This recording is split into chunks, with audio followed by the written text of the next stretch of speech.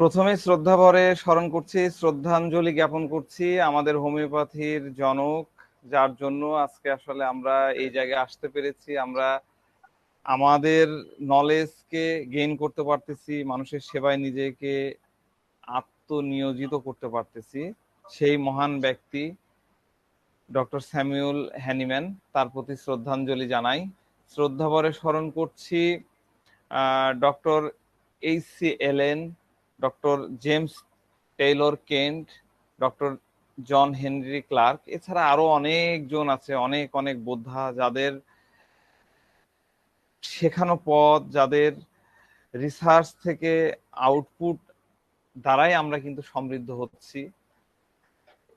শ্রদ্ধা ভরে স্মরণ করছি আমরা আসলে যে বিষয়টা নিয়ে আলোচনা করছি, যে এত কিছু করা, নতুন ভাবে হোমিওপ্যাথিকে আবার এইভাবে চেনা, যার মাধ্যমেই শুরুটা হয়েছেন তিনি আর কেউ নন, তিনি আমাদের শ্রদ্ধেয় master, our great master doctor M L. Sehgal. এছাড়াও যাদের সমসাময়িক রিসার্চ, থিওরি এবং বিভিন্ন বিষয় আমাদেরকে সামনের দিকে নিয়ে যায়, তাদের মধ্যে অন্যতম হলেন doctor George Vithoulkas, Rajan Sankaran, Farokh J Master. এই যে রুব্রিক্সের জ্ঞান এবং মেডিসিন চেনার যে ওয়ে, এই বিষয়গুলা ভারতবর্ষে যারা আমাদেরকে সমৃদ্ধ করে তুলেছেন, এরকম ডাক্তার ডক্টর এস.আর. পাঠক, এইচ.এল. চিৎকারা, এবং যার কথা স্মরণ না করলেই নয়, হোমিওপ্যাথির আমরা জানতাম যে সেগাল মেথড এরকম, গেছি বিভিন্ন সময়, দিল্লিতে বিভিন্ন জায়গায় গেছি, বাংলাদেশের এ প্রান্ত ও প্রান্ত ছুটেছি, কখগত কিছু এদিক ওদিক থেকে জানতে পেরেছি, কিন্তু ডেফিনেট ওয়ে, মানে ম্যান ইন ডিজিজটাকে চেনার যে ডেফিনেট ওয়ে, যার মাধ্যমে, যার মানে অনুগ্রহে বলা যায়, বা যার অনুপ্রেরণায় আমরা এই জায়গায় আসতে পেরেছেন, তিনি ডক্টর অশোক মহন্তি স্যার। তাকেও আমরা শ্রদ্ধাঞ্জলি জানাচ্ছি। আমরা বেসিক্যালি আলোচনা করব প্রথম যে কথাটা আমরা আমাদের সার্কুলারে দিয়েছিলাম, আমাদের এবারের ফোকাস বেসিক্যালি হবে ইনফ্লামেশন নিয়ে।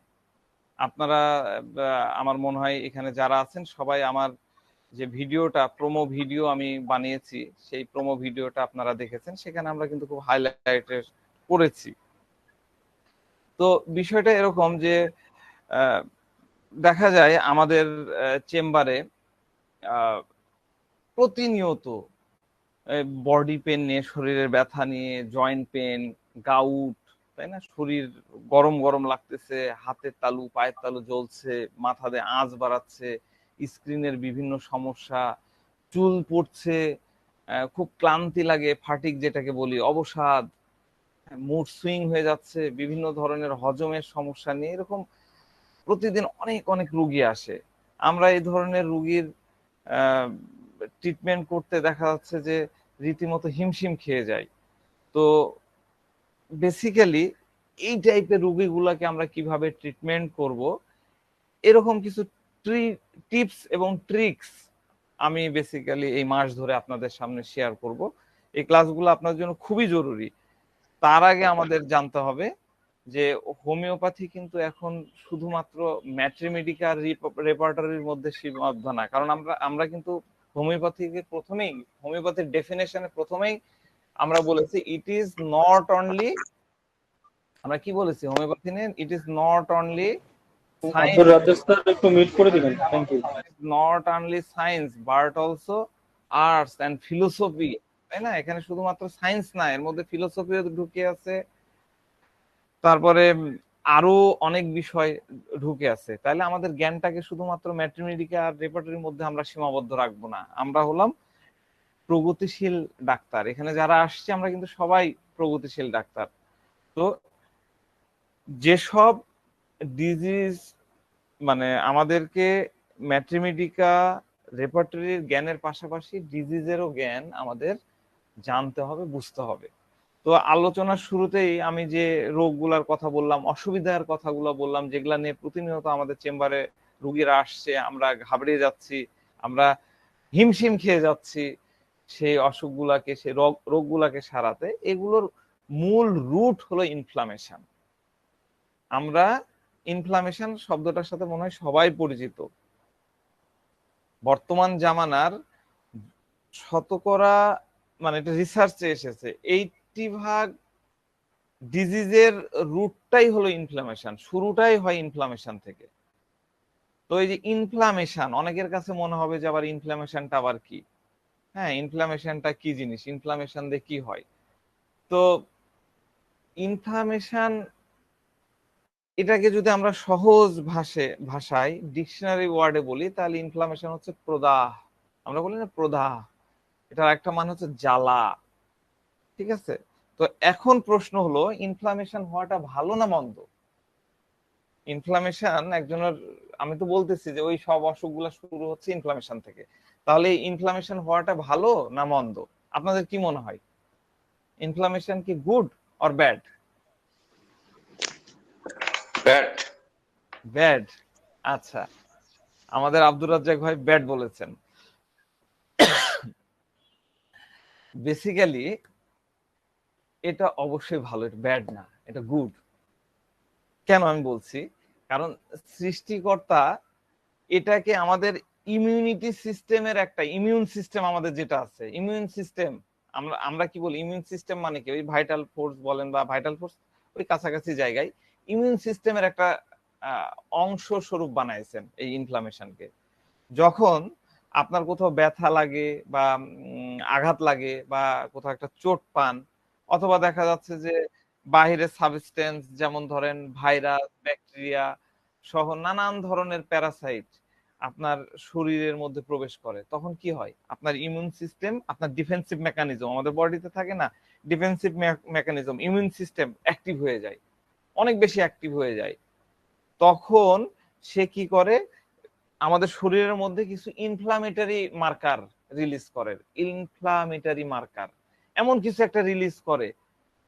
এই কারণে দেখা যাচ্ছে, আপনার ধরেন যে কথার কথা, করোনা হলো, করোনা ভাইরাস, আপনার কোভিড ভাইরাস, কোভিড-19 আপনার বডিতে প্রবেশ করলো, দেখবেন যে কোনো পার্সনের জ্বর আসতেছে হয়তো 99 নয় 100 বা 101, আবার কারো কারো দেখবেন যে 3-4 পর্যন্ত উঠে যাচ্ছে। আমার দুটা ছেলের কোভিড হলে তো বাসার একজনের, আমরা জানি একজনের যদি হয় তাহলে বাড়ির ভর্তি সবার হবে, তো ধরে নেন, আমি বোঝানোর জন্য বলছি, দুইজনের বডিতেই কোভিড দেখা দিল। বড় ছেলের খুব লম্বা চড়া স্ট্রং, সবকিছু ঠিকঠাক আছে, তার যখন জ্বর আসছে, তখন তার জ্বর আসছে 100, ভালো করে বোঝেন বিষয়টা, 100 থেকে 101 এর মধ্যে আসছে। আর কোভিড এর যে যে সিমটম গুলা থাকে, সর্দি, মাথা ধরা, ড্রসিনেস, দুর্বলতা, এগুলো সবই আছে। ছোটটার জ্বর আসছে 103 থেকে 4 ডিগ্রি।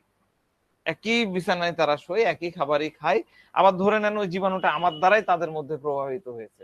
তাহলে এই যে দুইজন, আমার দুই বেটা, আমারই অঙ্গ, এই দুইজনের দুই ধরনের টেম্পারেচার কেন শো করছে, কেউ কি বলতে পারবেন কেন? ইনফ্লামেশন। হ্যাঁ, ইনফ্লামেশন, ঠিক আছে, আমরা ইনফ্লামেশন নিয়ে আলোচনা করছি, করার পরে আপনি বলেন, কিন্তু এমনি দুইজনের দুই রকম টেম্পারেচার কেন হলো? এটা বডি ইমিউনেশন থেকে হচ্ছে স্যার, ইমিউনিটিটা দুজনের বডি আলাদা। ইমিউনেশন থেকে হচ্ছে। হ্যাঁ, বাড়লো কেন, কার ইমিউনিটি বেশি আর কার ইমিউনিটি কম?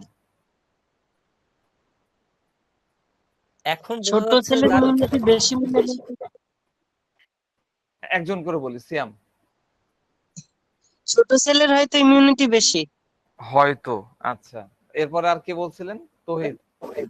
হ্যাঁ, বলছিলাম যে যার জ্বরটা বেশি তার ইমিউনিটি সিস্টেম বেশি। আচ্ছা, ঠিক আছে, তার আমরা ইমিউনিটি বলবো না, আমরা হোমিওপ্যাথির ভাষায় যদি বলি, আচ্ছা থাক, ইমিউনিটি বললাম। যার ভাইটাল ফোর্সটা যত বেশি অ্যাক্টিভ হবে, তা সে রোগের সাথে তত বেশি ক্রিয়া করতে পারবে। এটা হয়তো না, এটা একদম পরীক্ষিত সত্য। হ্যাঁ, এটাই থিওরি। যখন ইমিউনিটি শক্তি বেশি হবে তার মধ্যে জ্বরটা বেশি হয়ে যাবে। যার ভাইটাল ফোর্স বেশি স্ট্রং তার জ্বর বেশি হবে, যার ভাইটাল ফোর্সটা কম স্ট্রং তার জ্বরটা কম হবে। হ্যাঁ, এটা এটা একটা কনসেপ্ট। এই কনসেপ্টটা আমি আপনাদের মাথায় দিয়ে দিলাম, এটা আপনারা মাথার মধ্যে রাখবেন। ঠিক আছে? তো সৃষ্টিকর্তা আমাদের মধ্যে ইমিউনিটি সিস্টেম দিয়ে দিল, বলে দিল যে তোমরা ভাইরাস ব্যাকটেরিয়া আননোন কোন জিনিস যদি বডিতে প্রবেশ করে তাহলে একদম তোমরা অ্যাক্টিভ হয়ে যাবা এবং সেখানে ইনফ্লামেটরি মার্কার রিলিজ করবা। ইনফ্লামেটরি মার্কারটা কি, ওই যে টেম্পারেচার বাড়ায় দিচ্ছে। ঠিক আছে? এইরকম আরো দেখতে পাবেন। ধরেন হঠাৎ করে আপনার কোথাও আঘাত লাগলো, এখানে আমি একটা ইয়েতে বাড়ি দিলাম, এরকম করে বাড়ি দিলাম, বাড়ি দিলে কি হয়, এই জায়গাটা ব্লাড ফ্লো হঠাৎ করে বেড়ে যাবে।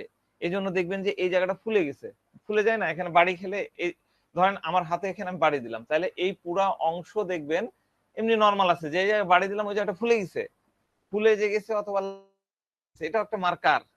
মার্কার মানে কি, মার্কার পেন মার্কার করে না, দাগ, তাই না, একটা মার্কার হয়ে গেল। বিষয়টা বুঝতে পারছেন? তাহলে এই যে বাড়িটা দিলাম, বাড়ি দেওয়ার পরে কেন ফুলে গেল, এবার আমাদের এটা জানতে হবে। ফুলার দরকারটা কি ছিল? এর দুটো কারণ আছে। প্রথমটা হলো বেশি ড্যামেজ যাতে না হয়ে যায়, এবং দ্বিতীয় হলো হেলিংটা যাতে ফাস্ট হয়, এই কারণে ফুলে গেল। তাহলে কি ইনফ্লামেশন হয়ে ভালো হলো? এবার প্রশ্ন আসবে, ইনফ্লামেশন হয়ে কি তাহলে ভালো হলো? ভেবে নিন, যদি ইনফ্লামেশনটা না হতো, ওরকম ফুলে যদি না যেত, বা বাড়ি মারার পরে যে ব্যথা বা জ্বালা, বা ধরেন একটু তেল পড়লো, গরম তেল পড়লে তো পুড়ে গেল, পুড়ে গেলে যে জ্বালা হয়, সে জ্বালাটা যদি না থাকতো তাহলে কি হতো, আপনি ওই জায়গায় অনেক বেশি আঘাত লাগতো, চোট খেতেন, তারপরেও দেখা যাচ্ছে আপনার কোনো অনুভূতি হতো না। আমরা আর্নিকা যখন পড়ছিলাম তখন কি হচ্ছিল, আর্নিকার এখানে ব্যথা, ওই দরজা দেখে আসে, এই আসিস না আসিস না আসিস না, এরকম করে ফেলে, তাই না, এরকম করে দূরে চলে যায়। এটা তো আমরা দেখেছি। তো যদি ইনফ্লামেশন না হতো, ওই চোটের অনুভূতি না আসতো, তাহলে আমরা কিন্তু ওই ব্যথার অনুভূতিটা আমাদের মধ্যে আসতো না। পেন যদি না থাকতো তাহলে পরিস্থিতি আরো খারাপ হয়ে যেত। আর ওটা যাতে খারাপ না হয় এই জন্যই বডির ইমিউন সিস্টেম কি করছে, ইনফ্লামেশন করে দিচ্ছে। খুবই সিম্পল, খুবই সিম্পল, ইজি ভাবে বোঝেন তাইলে হয়ে গেল। তাহলে ইনফ্লামেশনকে আমরা যদি ভাগ করি, ইনফ্লামেশনকে আমরা দুইটা অংশে ভাগ করতে পারবো, একটা হচ্ছে অ্যাকিউট আর একটা হলো ক্রনিক। ঠিক আছে? অ্যাকিউট ইনফ্লামেশন মানে, অ্যাকিউট মানে শর্ট টার্ম। ধরেন আপনি যখন আঘাত পান, বা আপনার শরীরের মধ্যে দেখা যাচ্ছে virus, bacteria, corona virus, Covid, influenza, dengue, malaria, যাই ঢুকুক না কেন, আপনার শরীরে জ্বর চলে আসবে, এটা হলো শর্ট টার্ম, এটা কিন্তু ভালো। কিন্তু ক্রনিক ইনফ্লামেশন হলো লং টার্ম, আবার বারবার হতে থাকে। হ্যাঁ, এটা কখনো হতে পারে কোনো এক্সটার্নাল ইভেন্ট হলো না, তারপরেও হতে পারে, কোনো চোট পাইলেন না তারপরেও হলো, কোনো ভাইরাস ব্যাকটেরিয়া অ্যাটাক করলো না তারপরেও হচ্ছে, বা কোনো ফরেন পার্টিকেল আপনার বডিতে ঢুকলো না তারপরেও আপনার বডির ইমিউন সিস্টেম অ্যাক্টিভ হয়ে যাচ্ছে, ইনফ্লামেশন করে দিচ্ছে, এটা কিন্তু খারাপ। তার মানে আমাদের ডক্টর আব্দুর রাজ্জাক ভাইয়ের কথাও একটু ঠিক থাকলো, তাই না?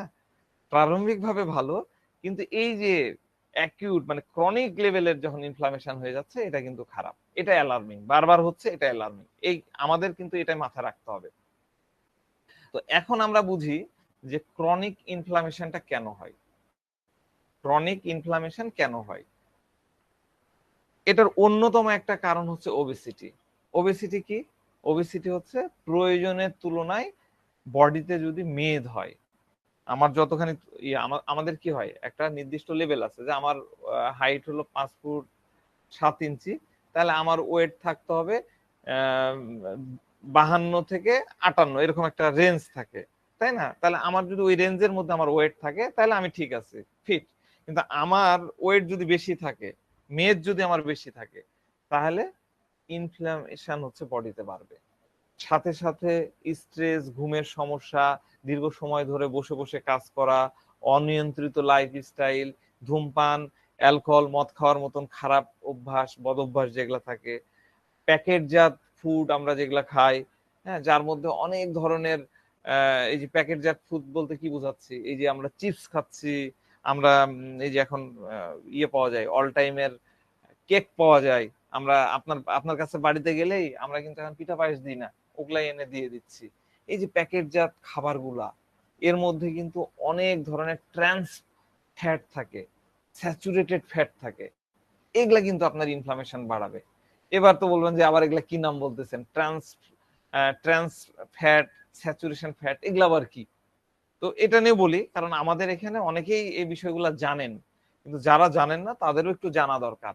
তো ট্রান্স ফ্যাটটা কি, খুব মানে একদম লেম্যান ল্যাঙ্গুয়েজে বলি, খুবই ছোট করে বলি আমি, মানে ডাক্তারি লেভেলে যেরকম জানা দরকার সেরকমটা ভাবে বলতেছি না, কিন্তু সাধারণভাবে যেটুকু জানা দরকার সেটুকু বলতেছি। তো ট্রান্স ফ্যাট হলো এক ধরনের অসম্পৃক্ত ফ্যাটি অ্যাসিড। এটা এটা কিন্তু স্বাস্থ্যের জন্য ক্ষতি করে না। ট্রান্স ফ্যাট এটা হচ্ছে অসম্পৃক্ত ফ্যাটি অ্যাসিড, এটা স্বাস্থ্যের জন্য কিন্তু ক্ষতি করে না। কিন্তু যখন এটা এই যে শিল্প কারখানায়, ফ্যাক্টরিতে, বেকারিতে এটাকে প্রস্তুত করা হচ্ছে, খাবার হিসাবে ব্যবহার করা হচ্ছে, তখন এটা কিন্তু স্লো পয়জনের মতন কাজ করে। মানে আপনি একটু করে খাচ্ছেন, খাওয়া মাত্রই যে আপনার সমস্যা হবে তা কিন্তু না, এটা ধীরে ধীরে ধীরে ধীরে স্লো পয়জনিং এর মতন কাজ করতে থাকবে। এই যে আমরা বনস্পতির তেলে হাইড্রোজেন যোগ করি, হাইড্রোজেন যোগ করে ট্রান্স ফ্যাট তৈরি করি, ট্রান্স ফ্যাট গুলা হাইড্রোজেন যোগ করে তেলের মধ্যে হাইড্রোজেন যোগ করে তৈরি করা হয়। কেন তৈরি করা হয়? যাতে এটা তেলটা অনেক স্মুথ হয়, শক্ত হয়, হ্যাঁ, এবং এটাতে ভাজার ফলে হবে কি, খাবারের সেলফ লাইফ, মানে খাবার হচ্ছে অনেক দিন পর্যন্ত আপনার নষ্ট হবে না। আপনারা খেয়াল করে দেখেন, আমরা যে প্যাকেটজাত খাবারগুলা নিই, এই চিপসের কথা ভাবেন, আপনি যদি বাসায় চিপস ভাজেন এক বেলা দুবেলার পরে আপনি যদি বয়মে রেখে দেন, খুব বেশি দিন কিন্তু ভালো থাকে না। কিন্তু প্যাকেটজাত ওই চিপস গুলা বছরের পর বছর, মানে 6 মাস, 8 মাস, 10 মাস পর্যন্ত, বা কোনোটা 1-2 বছর পর্যন্ত ভালো থাকতেছে, নষ্ট হচ্ছে না। এটা কিন্তু এই যে হাইড্রোজেন যুক্ত এই তেলের কারণেই।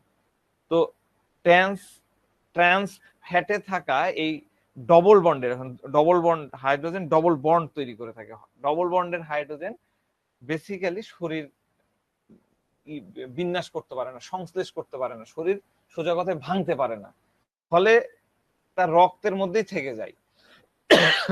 তো একমাত্র এইচডিএল কোলেস্টেরল আছে, কোলেস্টেরলের একটা ভ্যারাইটি হলো এইচডিএল, হাই ডেনসিটি লাইকোপ্রোটিন। এইচডিএল এর পুরোটা হচ্ছে হাই ডেনসিটি লাইকোপ্রোটিন। এটা আপনাকে, এই কোলেস্টেরলটা আপনাকে মুক্তি দিতে পারে। তো এইচডিএল মূলত রক্ত থেকে সব ধরনের ক্ষতিকর, শুধু মানে ফ্যাট বা স্যাচুরেটেড ফ্যাট বলে না, ফ্যাট যত ধরনের ফ্যাট আছে সব ফ্যাট গুলাকে, বিশেষ করে ক্ষতিকর ফ্যাট গুলাকে রক্ত থেকে ড্রেন আউট করে দেয়, সরায় দেয় কোনোভাবে। কেন করে? যাতে কোনোভাবে সে লিভার বা অন্য কোনো গুরুত্বপূর্ণ অঙ্গে পৌঁছাতে না পারে। রক্তবাহী যে ভেসেল থাকে, ভেসেলের দেওয়ালগুলো পাতলা রাখতে এটা সাহায্য করে, এই এইচডিএলটা এই কাজটা করে। কিন্তু বেশিরভাগ এইচডিএল, যদি দেখা যাচ্ছে যে আপনার প্রত্যেকেরই তো একটা ক্ষমতা আছে, তাই না? তো আপনি ওই প্যাকেটজাত খাবার খেয়ে যাচ্ছেন সারাদিন, ট্রান্সফ্যাট আপনি ইনটেক করতেছেন, ভিতরে নিচ্ছেন, তো আপনার তো একটা লিমিটেশন আছে। এখন এইচডিএল যদি সারাদিন ট্রান্সফ্যাট সরাতেই, পরিষ্কার করতে যদি সব খরচ হয়ে যায়, তাহলে আপনার রক্তের খারাপ কোলেস্টেরল, অন্যান্য আরো যে কোলেস্টেরল আছে, সেই কোলেস্টেরল মাত্রা বেড়ে যাবে, এবং সাথে সাথে আপনার রক্তচাপও বাড়বে। তো বাজারজাত যে কোনো ডুবো তেলে মুচমুচে মুড়মুড়ে ক্রিস্পি, হ্যাঁ, ক্রিস্পি করে ভাজা খাবারে বেসিক্যালি ট্রান্স ফ্যাটে একদম ভরা থাকে। এই যে আপনি রাস্তার ধারে আমরা চিকেন ফ্রাই, ক্রিস্পি ফ্রাই, তারপরে ফ্রেঞ্চ ফ্রাই, আরো কত নাম, আমিও তো খাই না, নামও জানি না, এই যত খাবার আছে এগুলা কিন্তু বেসিক্যালি ট্রান্স ফ্যাটে ভরা। আপনি একদিন দুদিন খাচ্ছেন সেটা আলাদা কথা, কিন্তু আপনি যদি রেগুলার এটাকে ইনটেক করেন, ডেফিনেটলি আপনার ক্ষতি হবে।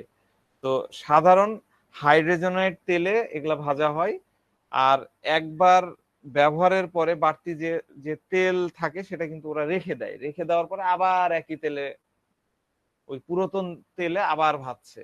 আলুর চিপস, তেলে ভাজা, সিঙ্গাড়া, জিলাপি, ওই যে kachori, pakora, French fry, burger, এই এই টাইপের প্রত্যেকটা আইটেমে প্রচুর পরিমাণে ট্রান্স ফ্যাট থাকে। আরেকটা ফ্যাটের কথা বললাম, সেটা কি? Saturated fat. স্যাচুরেটেড ফ্যাট কি করে? এটা কিন্তু বেসিক্যালি শরীরের জন্য খুবই ক্ষতিকর। এটা কোলেস্টেরল বাড়ায়। ট্রান্স ফ্যাট তো হলো কি বললাম, স্লো পয়জন, ধীরে ধীরে ধীরে ক্ষতি করে। আর স্যাচুরেটেড ফ্যাট আপনাকে একদম ইনস্ট্যান্ট ক্ষতি করে। এই স্যাচুরেটেড ফ্যাট কিসে কিসে থাকে আমরা জানি? Red meat. রেড মিট কি? চার গরুর গোস্ত আমরা যেটাকে বলি, শুধু রেড মিট বলে না, চার পায়ে প্রাণীর যে মাংসগুলো আছে, গোস্তগুলো আছে, সেগুলাতে এই কোলেস্টেরল, এই স্যাচুরেটেড ফ্যাট বেশি থাকে।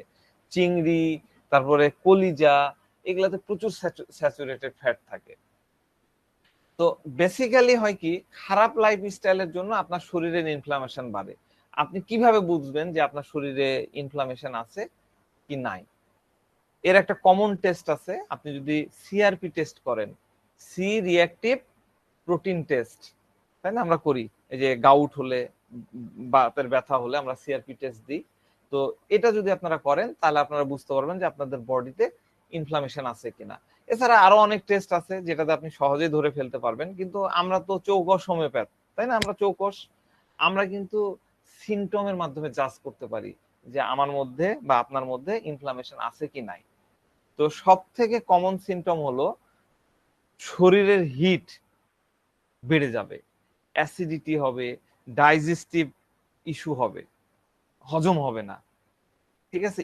স্কিনে একনি একনি বা পিম্পল, ব্রণ ওঠে না, একনি, পিম্পল, ব্রণ, বা দেখা যাচ্ছে যে স্কিন একদম পুরা ডাল হয়ে যাবে, ডাল একদম খসখসে, ডালনেস ইস্যু থাকবে, হেয়ার ফল হবে, চুল পড়তে থাকবে, দ্রুত ওয়েট গেইন করবে, হঠাৎ ওজন বেড়ে যাবে, একটু যদি কাজ করে অমনি ক্লান্তি চলে আসবে, মুড সুইং হবে, ডিপ্রেশন হয়ে যাবে, জয়েন্টে জয়েন্টে পেইন হবে, শরীরের বিভিন্ন জায়গায়, হ্যাঁ, হতে পারে মাথা ব্যথা, স্টোমাকে আমরা যেটাকে বলি স্টোমাকে, প্যানক্রিয়াসে ব্যথা হবে, যে কোনো ব্যথার সাথে আবার জ্বরও হবে, ঠিক আছে? মাসল একদম স্টিফ হয়ে যাবে, শক্ত হয়ে যাবে, টিপে দেখেন ডাক্তার সাহেব কেমন শক্ত হয়েছে, মাসল স্টিফ হয়ে যাবে। তো দেখা যাচ্ছে বিভিন্ন সময় বিভিন্ন জায়গায় ইনফেকশন হবে, এগুলো বেসিক্যালি ইনফ্লামেশনের সিমটম। তো আজকে মেজর লাইফস্টাইল রিলেটেড যে ডিসঅর্ডার গুলো আছে, ঠিক আছে, এগুলোই কিন্তু ইনফ্লামেটরি ডিসঅর্ডারে রূপান্তরিত হচ্ছে। যেমন ধরেন যে diabetes, heart disease, kidney disease, Alzheimer, arthritis আর কি, অ্যাজমা, তারপরে ফাইব্রোমায়ালজিয়া, বা এই যে ক্যান্সার, এই সবগুলোই কিন্তু ইনফ্লামেটরি কন্ডিশনের আউটপুট, ঠিক আছে? তো এখন তাহলে আপনাকে কি করতে হবে? আপনাকে এমন কাজ করতে হবে যাতে ইনফ্লামেশনটা আপনার জীবন থেকে চলে যায়। আমি কিন্তু আপনাদের অ্যাওয়ারনেস তৈরি করতেছি, এই অ্যাওয়ারনেস গুলো আপনারা কিন্তু আপনার পেশেন্টের মধ্যেও তৈরি করবেন, ঠিক আছে? তারপরে আমরা আসবো কিভাবে মেডিসিন দিয়ে কি করতে হয়, সেটা আমরা পরে আসছি। তো কিভাবে জীবন থেকে ইনফ্লামেশনকে হটানো যায়, এটার কয়েকটা ন্যাচারাল উপায় আমি আপনাদেরকে জানাতে চাচ্ছি, একটু মন দিয়ে খেয়াল করেন। তো মোটামুটি আপনি আপনার পেশেন্টকে ওইভাবে বলবেন যে 6টা উপায় আছে। তার মধ্যে হচ্ছে এক্সট্রা ফ্যাটকে লুজ করতে হবে। যখন আপনার ওজন ঠিক মতো আপনি কমাতে পারবেন, তখন দেখবেন যে আপনার ইনফ্লামেশন ন্যাচারালি ডাউন হয়ে যাবে। দেখুন, আমাদের বডির এক এক, মানে আমি তো একটু আগেই বললাম যে একটা স্পেসিফিক ওয়েট আছে, হাইট অনুযায়ী একটা ওয়েট আছে। হ্যাঁ, আপনি আপনি দেখা যাচ্ছে যে আপনার হাইট, আমি যেটা বললাম 5 ফুট 7 ইঞ্চি, তাহলে 52 থেকে 59 কেজি পর্যন্ত আপনি ক্যারি করতে পারবেন, আপনি ওয়েটটাকে ক্যারি করতে পারবেন। এবার আপনার বডি যদি 10 কেজি, 20 কেজি, 30 বা 40 কেজি ওভার ওয়েট হয়ে যায়, 60 কেজি হওয়ার কথা সেটা যায় হয়ে গেল 100 কেজি, তখন কি হলো? বডির যে সিস্টেম থাকে সেটাকে ওভার ওয়ার্ক করতে হচ্ছে। আপনি খেয়াল করে দেখবেন যে আপনি যখন ওভার টাইম ওয়ার্ক করেন, আপনার অফিস জব বা আপনি আপনার চেম্বারে 10 ঘন্টা রুগী দেখলেন, এরপরে যখন আপনি আরো 2 ঘন্টা রুগী দেখবেন, অথবা আপনি 10টা রুগী দেখতে পারেন, সেখানে আপনি যদি 12টা রুগী দেখবেন, তখন দেখবেন যে আপনার মাথা আর কাজ করছে না, আপনি ক্লান্ত হয়ে পড়ছেন। ঠিক এভাবে বডিও ক্লান্ত হয়ে পড়ে। আপনার বডির ক্যাপাসিটি হলো 50 কেজি 60 কেজি হ্যান্ডেল করার, আর আপনি তার ওয়েট বাড়িয়ে দিয়েছেন 90 কেজি। এই এক্সট্রা 30-40 কেজি লোড তাকে নিতে হবে, এটা এক্সট্রা হলো। এই কারণে বডিতে ইনফ্লামেশন তখন বাড়িয়ে দেয়। বডি, আমি তো আগেই বললাম বডি ইনফ্লামেশন বাড়িয়ে দিয়ে দেয়। কেন বাড়ায় দেয়? কারণ ওই যে কারণও তো আগেই বললাম। তো আপনার যে ইমিউনিটি থাকে, ইমিউনিটি সিস্টেম এইভাবে ধীরে ধীরে তখন ড্যামেজ হয়ে যাবে। এই জন্য ওজন কম করার ক্ষেত্রে ফোকাস করবেন। বিভিন্ন ডায়েট চার্ট আছে, বিভিন্ন বিষয় আছে, সেগুলা পালন করবেন। এরপরে দ্বিতীয় নাম্বার 2 বিষয় হচ্ছে যেগুলা ইনফ্লামেটরি ফুড আছে, avoid inflammatory food. Inflammatory food গুলাকে অ্যাভয়েড করতে হবে। ইনফ্লামেটরি ফুড গুলা কি কি সেটা বললাম, সেগুলাকে আপনাকে করতে হবে। তবে এটা মাথায় রাখবেন, আপনার রুগীকেও বলবেন। 1 নাম্বার ইনফ্লামেটরি ফুড হলো সুগার, চিনি। ঠিক আছে, আমরা যখন এই যে প্যাকেটজাত খাবার খাই, আপনি যখন খান, বা আর্টিফিশিয়াল সুগার দিয়ে তৈরি ড্রিঙ্কস, কোল্ড ড্রিঙ্কস, এই যে স্প্রাইট, কোক, ফান্টা, মেরিন্ডা, হ্যাঁ, এমনকি যে প্যাকেটজাত juice, bread, burger, pizza, bakery item, বিভিন্ন ধরনের পেস্ট্রি, এই ধরনের জিনিস যখন আপনি খান, এগুলোর মধ্যে কিন্তু একদম মানে সুগার গুলাকে একদম ঠাসা থাকে, একদম বিভিন্ন ফরম্যাটের মধ্যে ঢুকানো থাকে। দেখবেন যে বিস্কিটের উপরে সুগারের একটা আলাদা লেয়ার বানায় রেখেছে, আছে না এরকম বিস্কিট? তো বিভিন্ন ফরম্যাটে একদম ঠাসা সুগার থাকতেছে, আর্টিফিশিয়াল সুগার দেওয়া থাকতেছে। এগুলা আপনার বডির ইনফ্লামেশন বাড়ায় দিবে। সময় থাকতে সচেতন হয়ে যান, এগুলাকে টাটা বাই বাই করে দেন। দ্বিতীয়টা হলো হুইট বা গম। দেখেন, গ্রামের কৃষকরা কিন্তু জানে না তারা যে গমটা প্রডিউস করছে, প্রোডাকশন করতেছে, আর আপনি যেটা খাচ্ছেন সেটা একদম প্রোডাকশনটা চেঞ্জ হয়ে গেছে। আমাদের লাইফস্টাইল এমন হয়ে গেছে যে আমরা এখন এই গমটাকে ঠিক মতন ডাইজেস্ট করতে পারতেছি না। এই গম তো আগে কি বলা হতো, এই যে গমের আটা রুটি খাও, আমরা এখনো বলি যে ব্রাউন কালারের বা ওই যে যেটা লালটে টাইপের আটা রুটি খাও, আমরা বলি না, এখনো সাজেশন দিই, কিন্তু আমরা কি ওই জিনিসটা পাই? পুরো আমাদের হাতে যেটা আসছে পুরো জিনিসটাই চেঞ্জ। আমরা এটা ঠিক মতো ডাইজেস্ট করতে পারতেছি না। কেন ডাইজেস্ট করতে পারছি না, এটা কি কখনো দেখেছেন? আগে মানুষরা গমের ইয়েটাকে ডাইজেস্ট করতে পারতো, এখন কেন পারতেছে না? কারণ গমের মধ্যে গ্লুটিন, আমরা ওই যে পড়াতে যে বলছিলাম, কি পড়তে, টিটিগাম ভালগারিস পড়াতে, গ্লুটিন অ্যালার্জি, তাই না? এই গ্লুটিন নামে এক ধরনের আঠালো প্রপার্টিস থাকে, এটাকে প্রসেস করে বুস্ট আপ করে দেয়।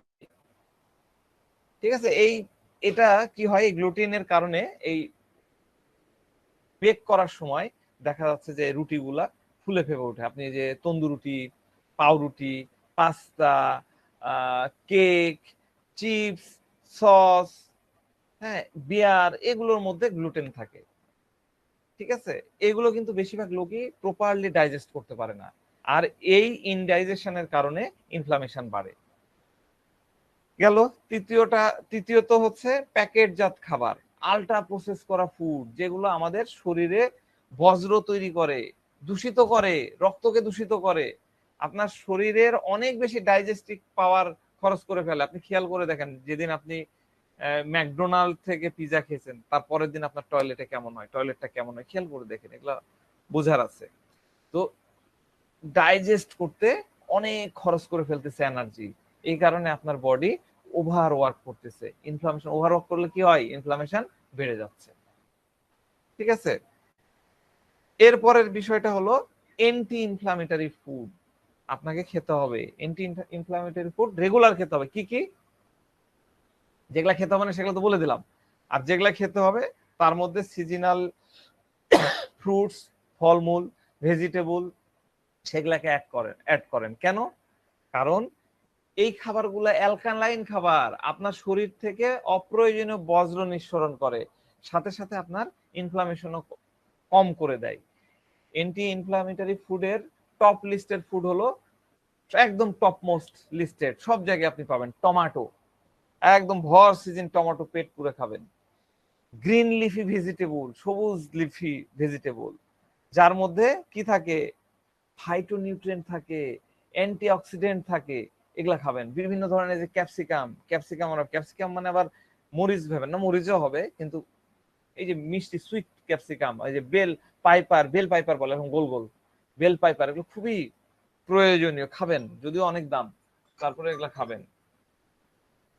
ঠিক আছে, তারপরে হলুদ, আদা, রসুন, লেবু, শসা, ক্ষীরা, নারিকেল, কমলা, পেঁপে, আনারসের মতন ফল খাবেন। কাঠবাদাম, কাজু বাদাম, আখরোট, এগুলো অনেক হেলদি ফ্যাট থাকে এগুলোর মধ্যে, ওমেগা-3 ফ্যাটি অ্যাসিড থাকে, ফাইবার থাকে, এগুলা খাবেন। তিসির বীজ ভিজায় রেখে খাওয়া যায়, ইউটিউবে দেখেন। এগুলা বেসিক্যালি আপনার শরীরের ইনফ্লামেশনকে কমিয়ে দেবে। এরপরের ইয়েটা হচ্ছে স্লিপ আর্লি। আমরা দেরিতে ঘুমাই, তখন আমাদের ইনফ্লামেশন বেড়ে যায়। আমাদের প্রতিদিন দরকার 6 থেকে 8 ঘন্টা। সবচেয়ে বেস্ট হলো রাতের বেলার ঘুমানোর 11টার মধ্যে শুয়ে পড়ুন, 6 ঘন্টা 8 ঘন্টা ঘুমান আপনার প্রয়োজন অনুযায়ী। উঠে আপনি কাজে লেগে পড়ুন। যতক্ষণ না আপনি ঘুমাবেন ততক্ষণ আপনার ইমিউন সিস্টেম রিপেয়ার হবে না। এই রিপেয়ার করতে গেলে তার আরামের প্রয়োজন, ইমিউন সিস্টেমের আরামের প্রয়োজন। সে আরামটা কখন পায়? যখন রাত্রেবেলা আপনি ঘুমান। রাত্রেবেলায় যদি আপনার ঘুম ডিস্টার্ব হয়, আপনি যদি ঠিক মতো ঘুমাতে না পারেন, আপনার ইমিউন সিস্টেম কিন্তু 24 ঘন্টা কাজ করতে থাকবে। ঘুম যতক্ষণ হবে না, ইমিউন সিস্টেম কাজ করবে, অনেক বেশি ওয়ার্ক করতে থাকবে, আপনার ইনফ্লামেশন বেড়ে যাবে। ঠিক আছে, তো এরপরের 5 নাম্বারটা হলো এক্সারসাইজ। নিয়মিত এক্সারসাইজ করুন। আমরা অ্যাক্টিভ থাকি, ওয়ার্কিং করি, জগিং করি, রানিং করি, সাইক্লিং, স্পিকিং, যোগা করি, আমরা অনেকে জিমে যাই, ওয়েট লিফটিং করি, এক্সারসাইজ করি, আবার অনেকে নাচে, ডান্স করে। হ্যাঁ, এই যত বেশি এই মুভমেন্ট গুলো হবে, আপনার বডিতে অক্সিজেন ইনটেক বেড়ে যায়। আপনি দেখবেন দৌড়ানোর সময় আমরা জোরে জোরে শ্বাস নিচ্ছি, অনেক অক্সিজেন নিচ্ছি। এই অক্সিজেন যত আমরা নিব, আমাদের ওই যে ব্রিদিং এক্সারসাইজ আছে না, টেনে নেই, মুখ দিয়ে ছাড়ি, এই যে এক্সারসাইজ গুলা, এগুলো কি করে? আমাদের বডিতে অক্সিজেন বাড়ায় দেয়। অক্সিজেন কি করে? এই ইনফ্লামেশনকে ডাউন করে। পুরা দিন অ্যাক্টিভ থাকার চেষ্টা করুন, চুপচাপ বসে থাকেন না একটা জায়গায়, আপনার বডিকে সুযোগ পেলে মুভ করেন, এনাফ মুভ করেন। ঠিক আছে, ষষ্ঠটা হচ্ছে স্ট্রেসফুল লাইফকে অ্যাভয়েড করেন, স্ট্রেস ফ্রি লাইফ উপভোগ করেন। আমি যত ইজিলি বলতেছি, এত ইজি কিন্তু না, অনেক কঠিন স্ট্রেস ফ্রি থাকা, কিন্তু এগুলো আসলে প্র্যাকটিসের ব্যাপার। আপনাকে প্র্যাকটিস হতে হবে। আপনি যখন অ্যাওয়ার হয়ে যাবেন যে আমি প্রতিদিন কত স্ট্রেসে থাকি, ছোট ছোট বিষয় নিয়ে আপনাকে অ্যাওয়ার হতে হবে, আপনার মধ্যে অ্যাওয়ারনেস গ্রো করতে হবে, আপনার মধ্যে পরিবর্তন করতে হবে, আপনাকে রিয়েলাইজ করতে হবে যে আজকে এই স্ট্রেসটাই 1 নাম্বার হয়ে যাচ্ছে আমাদের ইনফ্লামেশনের কারণে। ডায়েট এক্সারসাইজ তো পরের ব্যাপার, আমি স্ট্রেসটা নিব না, যা হবে দেখা যাবে, বেলেডোনা হয়ে যান, যা হবে দেখা যাবে, পরেরটা পরে দেখবো। আজকে প্রেজেন্ট নিয়ে খুশি থাকেন। আপনার বডি, হার্ট, ব্রেন, হ্যাঁ, এমনকি মানে পুরা সিস্টেমের দেখবেন যে স্ট্রেসে থাকলে কেমিক্যাল চেঞ্জ করে ফেলে, কেমিক্যালি চেঞ্জ হয়ে যায়, ইনফ্লামেশন বেড়ে যায়। তাহলে স্ট্রেস ফ্রি আপনাদের থাকতে হবে। তো এই জন্য কিভাবে কি করবেন, এই জন্য কয়েকটা ট্রিক্স আমি আপনাদেরকে বলে দিই, রুগীদেরকেও বলবেন। সেটা হচ্ছে আপনাদের রিল্যাক্সিং অ্যাক্টিভিটিস বাড়াবেন। রিল্যাক্সিং অ্যাক্টিভিটিসটা কি করলে কি হয়? রিল্যাক্সিং অ্যাক্টিভিটিস হচ্ছে আমাদের আমাদের হচ্ছে নার্ভাস সিস্টেম আছে, তাই না? তার মধ্যে নার্ভাস সিস্টেমের তো অনেক ক্লাসিফিকেশন আছে, আপনারা পড়ে নিন। তো একটা জায়গা হচ্ছে প্যারাসিম্প্যাথেটিক নার্ভাস সিস্টেম। এই প্যারাসিনথেটিক নার্ভাস সিস্টেমকে আমরা যদি কাজে লাগাতে পারি, তাহলে আমাদের এই স্ট্রেসকে ডাউন করা সম্ভব। ঠিক আছে, এই জন্য আমাদের কি করতে হবে? Regular body massage, exercise, meditation, এগুলো করতে হবে। একটা কাজ করবেন, সেটা হচ্ছে নেচারের মধ্যে প্রতিদিন হাঁটবেন, নদীর ধারে হাঁটবেন, বনের মধ্যে দিয়ে হাঁটবেন, খালি পায়ে ঘাসের উপর দিয়ে হাঁটবেন। আমাদের যে নেগেটিভ চার্জ, সেগুলোকে তো আপনার আর্থের সাথে ডিসচার্জ করতে হবে। ঘাসে খালি পায়ে হাঁটবেন একটা নির্দিষ্ট সময় ধরে। চাঁদনি রাতে চাঁদের সৌন্দর্য উপভোগ করবেন, ওয়াইফকে নিয়ে ছাদে যাবেন, বা আপনার ছাদে যাওয়ার সম্ভব না, বেলকনিতে যে চাঁদনির যে আলো আছে সেটাকে উপভোগ করবেন। চাঁদে রাতের মধ্যে হাঁটাহাঁটি করে সৌন্দর্য উপভোগ করা শিখতে হবে। চাঁদের আলো গায়ে লাগাতে হবে, একদম ঢেকে ঢুকে না, গায়ে গায়ে লাগান। সূর্যের আলো যেরকম ভিটামিন ডি দেয়, চাঁদের আলো কিন্তু আপনার এই প্যারাসিনথেটিক নার্ভাস সিস্টেমকে বুস্ট আপ করে, এটা মাথায় রাখতে হবে। ঠিক আছে, আমি আপনাদেরকে আরেকটা টিপস দিয়ে দিই। যে সকল মহিলাদের মিনিস্ট্রেশন, এটা আমি ব্যাখ্যা কিন্তু পরে দিব, আমি এটা নিয়েও পড়াবো। সেটা হচ্ছে মিনিস্ট্রেশন সিস্টেম ঠিক মতো হয় না, সাইকেলটা উল্টাপাল্টা হয়, তাদেরকে আপনি সাজেশন দিবেন রেগুলার চাঁদের আলোর নিচে আধা ঘন্টা থেকে 1 ঘন্টা বসে থাকতে, একদম যতখানি কাপড় ইয়ে রাখা যায়, দেখেন কি হয়, রেজাল্ট হাতে নাতে পাবেন। এটা আমার ইয়ে দেখা না, বড় বড় বুদ্ধারা এই জিনিসগুলো শিখিয়ে গেছে, এই জিনিসগুলো আপনি প্র্যাকটিক্যালি করে দেখবেন, মেনস্ট্রুয়েশন সার্কেল ঠিক হয়ে যায়। এবং দেখা যাচ্ছে যে ডিসমেনেরিয়া, তারপরে ওভারফ্লো ব্লিডিং, এই বিষয়গুলা রিপেয়ার হয়। সময় লাগে, একদিনে হবে না, কিন্তু এটা একটা অভ্যাসের মধ্যে নিয়ে যাবেন। এরপরে কি করবেন, এরপরে এমন বই পড়বেন যেগুলা পড়ে আনন্দ লাগে, মজা পান, রোমান্টিক বই পড়বেন, গান শুনতে পারেন, ডান্স করতে পারেন। বেসিক্যালি আপনি যেটাতে রিল্যাক্স বোধ করেন, আপনি কোরআন শরীফ পড়ে রিল্যাক্স বোধ করেন, কোরআন শরীফ পড়েন, জোর করে কিছু করেন না। যখন যেটা ভালো লাগে, রিল্যাক্স বোধ করতেছেন, সেটা করেন। স্ট্রেসকে নিজে থেকে দূরে হটায় দেন। ঠিক আছে, স্ট্রেসকে নিজে থেকে দূরে হটায় দেন, ডেফিনেটলি আপনি ভালো থাকবেন, আপনার ফ্যামিলি ভালো থাকবে। তো আজকে আমরা ইনফ্লামেশনকে খুব মামুলি মনে করতেছি, ছোটখাটো মনে করতেছি। এই জন্য আমরা মনে করতেছি যে, আমরা দেখতে পাচ্ছি যে আমাদের, মানে আমরা পেপার পত্রিকাগুলো দেখলে বা রিসার্চ পেপার যদি দেখি, তাহলে দেখি যে আমাদের অটো ইমিউন কন্ডিশন কত বেড়ে যাচ্ছে। আমরা আগে যা শুনতে পেতাম না, সেটা এখন দেখতে পাইতাম না, ওটা এখন দেখতেছি।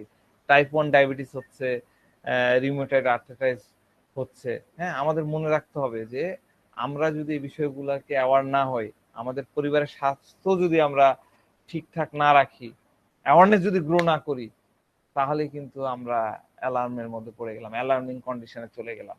এই জন্য আমাদের সবাইকে সতর্ক হতে হবে, নিজে সতর্ক হব, পরিবারের লোকজনকে সতর্ক করব, রোগীকে সতর্ক করব। আমি এই কথাগুলো কেন বললাম, দেখেন আপনার চেম্বারে যে রুগীরা আসে, অনেক রুগীকে আপনি পাবেন আপনার কথাকে সে বেদ বাক্য বলে মনে করে, আপনি যেটা বলবেন সেটাই সে করবে। অনেক মা এসে বলবে যে, ডাক্তার সাহেব আপনি একটু আমার বাচ্চাকে ভালো করে পড়াতে বলেন। তার মানে কি, আপনার কথা আপনার ওই পেশেন্টের বাচ্চা শোনে? তো এই কথাগুলো আপনি তাদেরকে বলবেন, তাদেরকে সতর্ক করবেন, ডেফিনেটলি আপনার চেম্বারে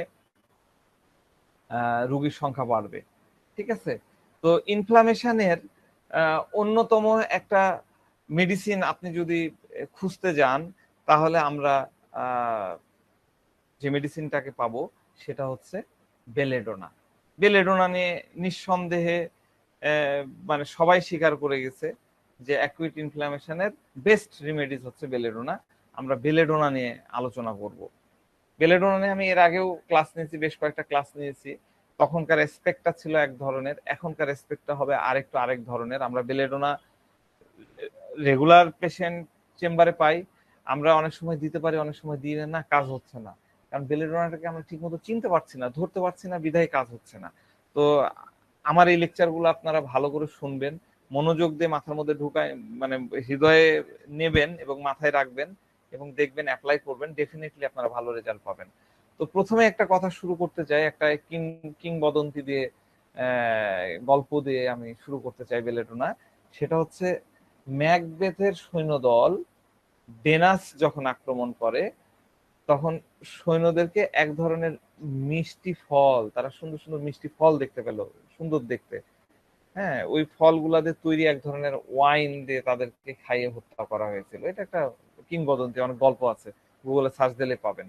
তো এই মিষ্টি ফলের উদ্ভিদটাই হলো এই প্রাণঘাতী নাইটশেড।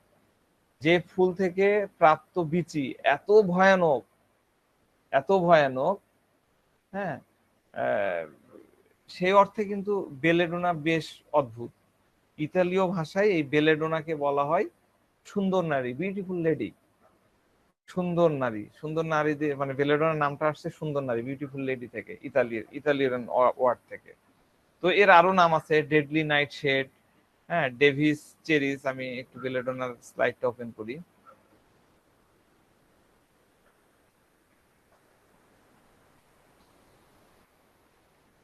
বেলেডোনা,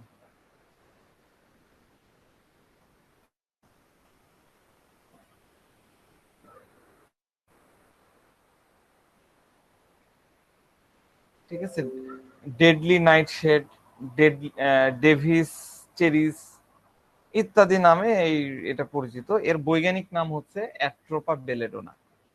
অ্যাট্রোপা বেলেডোনা দক্ষিণ পশ্চিম এশিয়া, ইউরোপ, উত্তর পশ্চিম আফ্রিকাতে মূলত এই গাছটা জন্মে। তো এই উদ্ভিদের রয়েছে ছোট ছোট জামের মতো বিচি। জামের মতো বিচি, বেলেডোনার ছবিটা নেওয়া হয়নি, দিলে ভালো হতো। জামের মতো বিচি, এরকম গোল গোল। হ্যাঁ, এবং এইটা দেখলে যে কেউ আকৃষ্ট হয়, বাচ্চারাও আকৃষ্ট হয়, বড়রাও আকৃষ্ট হয়। তো এই গাছটা আগাছে গোড়ায় বিষাক্ত। আপনি ভুলে যদি এর বিচিটা আপনার পেটের মধ্যে চলে যায়, তাহলে দেখবেন তীব্র পিপাসা শুরু হয়ে যাবে, মুখ একদম মুখ চোখ শুকায় যাবে, চোখের মনিটা বড় হয়ে যাবে, প্রসারিত হয়ে যাবে, চামড়ায় লাল লাল ফুসকুড়ি উঠবে, এবং একটা সময় দেখা যাচ্ছে যে আপনি জ্ঞানও হারায় ফেলতে পারেন, এরকম হয় আর কি। এবং যেগুলা আমাদের অনৈচ্ছিক পেশি আছে, সেগুলা দেখা যাচ্ছে অবশ হয়ে আসছে, শরীরের উপরেও দেখা যাচ্ছে অবশ অবশ ভাব চলে আসছে। তো বেলেডোনা নিয়ে আমরা যখন পড়ালেখা করতাম ছোটবেলায়, ছোটবেলায় বলতে স্কুল স্কুল বলছি কলেজ লাইফের প্রথম দিকে, তখন আমরা ওই যে কিছু কিছু আমরা থাকে না যে আমরা পড়ি যে ছোটবেলা আমরা মনে রাখতাম সমাস, যে পা গোটা দীপ্তি, পাগলে কিনা বলে ছাগলে কিনা খায়, এরকম করে আমরা সমাস চিনতাম। তো আমরা এরকম এগুলা মেনোমিক ওয়ার্ড বলে এগুলা, মানে আমরা কিছু কিছু দিয়ে করতাম, বেলেডোনা, বি ফর একটা কথা, এ ফর, এরকম করে আমরা পড়তাম। তো এরকম বেলেডোনার একটা মেনোমিক হচ্ছে সিবার্ডস। এটা একটা আমরা দেখেছি, আমি এখানে নাই স্লাইডে ইয়ে করে না, আমি এখানে দিলাম সিবার্ডস। সিবার্ডস, সি ফর, আমি এটা দিয়ে দিচ্ছি পুরাটা, হ্যাঁ এখানে আমার কপি করা আছে। সি ফর কনজাংটিস, আপনারা এটা দেখে নিন, আমার এটা আসলে খুব একটা ইম্পর্টেন্ট না, আমরা জাস্ট পড়তাম, মনে হলো সেটা নিলাম। বার্নিং, ইনফ্লামেশন, হ্যান ত্যান এগুলো আছে। তো আমরা শুরু করব যে বিষয়টা নিয়ে, সেটা হলো আমাদের মহামতি ডক্টর কেন্টের একটা উদ্ধৃতি দিয়ে। কেন্ট তার ম্যাথমেটিকায় একটা লাইনে মেন্টাল বিষয়টা বলে দিয়েছে, সেটা হলো এই লাইনটা দেখেন, সেটা হলো the mental symptom of belladonna is delightful to study. The mental symptoms of belladonna are delightful to study but dreadful to look upon। মানে কি, বেলেডোনার মানসিক লক্ষণ, মেন্টাল সিমটম, মানসিক লক্ষণ স্টাডি করা, অধ্যয়ন করা, পর্যবেক্ষণ করা বেশ আনন্দদায়ক, ডিলাইটফুল, চিত্তাকর্ষক, কিন্তু এর প্রকৃতি অনেক ভয়ানক। যখন আপনি এটা দেখতে যাবেন, সেটা কিন্তু আসলে খুব ভয়ানক প্রকৃতির। তো বেলেডোনা নিয়ে আমরা যদি ডক্টর রাজন শঙ্করনের ইয়ে পড়ি, খুব একটা ক্লিয়ার বিষয় কিন্তু দেওয়া নাই, মানে লামসাম একটা জায়গা দিয়ে উনি কিন্তু ইয়ে করে, যদি লামসাম বলার দুঃসাহস আমার করা উচিত না, কিন্তু আমার কাছে মনে হয়েছে একটা ইয়ে দিয়ে দিয়েছেন। আর বেলেডোনা ওয়ার্ডটা মাথার মধ্যে আসলেই তো আমরা আগেই চিন্তা করি যে এটা শর্ট অ্যাক্টিভ মেডিসিন, এই দিব আধা ঘন্টা 2-1 ঘন্টার মধ্যে কাজ শেষ হয়ে যাবে, এটা ভেবে আমরা বেলেডোনাকে কিন্তু এক সাইডে ফেলে দিই। এটা সবাই করে, আপনি যে কোনো বোদ্ধা ডাক্তার, অনেক প্রবীণ ডাক্তার, অনেক বিচক্ষণ ডাক্তার, তাদেরকে বলবেন, তারা কিন্তু ওই কথাটাই বলবে, এই সকালে খাইয়ে দে, বাস দিয়ে দিত, বাস গোল আলু, অসুবিধা নেই, সব জায়গায় দেওয়া যায়। কিন্তু এই জায়গাটায় আমাদের মাস্টার, আমাদের গ্রেট মাস্টার ডক্টর এম.এল. সেগার বেলেডোনাকে আমাদেরকে খুব সাকসেসফুলি চিনতে শিখাইছেন। বিশ্বাস করেন, এর আগে আমি যত বই পড়েছি, কোনো বই কিন্তু এরকম ডিটেইলিং করতে পারেনি বেলেডোনাকে নিয়ে। তার চেম্বারে প্রচুর প্রচুর রুগী আসতো, প্রচুর রুগী দেখতেন তিনি, খুব রিসার্চার পার্সন ছিলেন, বিচক্ষণ ব্যক্তি ছিলেন, রুগীর বাড়িতেও যেয়ে দেখে আসতো, রুগী অবজার্ভ করতেন।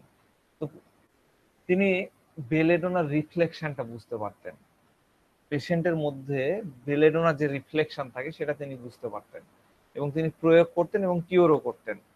আবার এটা ভাবেন না যে তিনি বেলেডোনা বানায় বেলেডোনা তৈরি করতেন। বেলেডোনা আমরা হয় না বানাই দিলাম লামসাম দিয়ে, হ্যাঁ হ্যাঁ এই বোঝা মিললে বেলেডোনা, হ্যাঁ বেলেডোনা দিলেন আর বেলেডোনা ইয়ে হয়ে গেল, এটা কিন্তু না। তার চেম্বারে যে পেশেন্ট গুলো আসতো, তারা বেলেডোনার মতন করে কথা বলতো, প্রেজেন্টেশন দিত, হ্যাঁ প্রেজেন্টেশন দিত। একটু 1 মিনিট।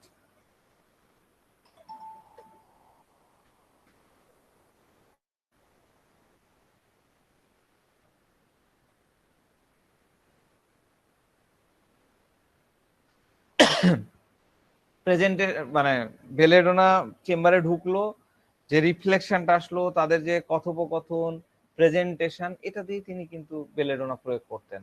এবং তিনি লিখেছেন, বলেননি, তিনি একবার লিখেছেন, ডকুমেন্ট আছে, যে তার চেম্বারে আসা 40% কেস হচ্ছে বেলেডোনার।